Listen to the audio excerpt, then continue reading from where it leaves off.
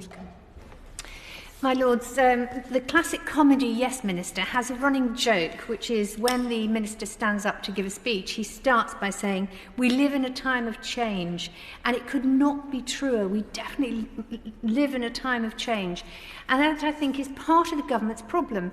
The government is not actually tackling the mess they've made before they make another mess.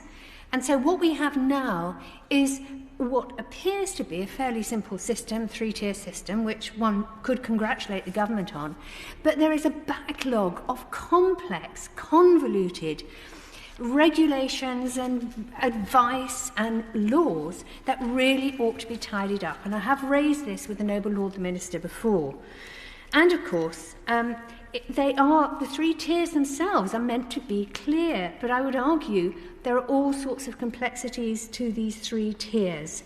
There's also the fact that I don't understand, and perhaps the Noble Lord the Minister can explain, exactly how this involves the local authorities, because it seems again as if we're giving local authorities an opportunity to actually be the butt of the government's saying, oh, you've messed up again. So actually, what exactly are the local authorities going to do?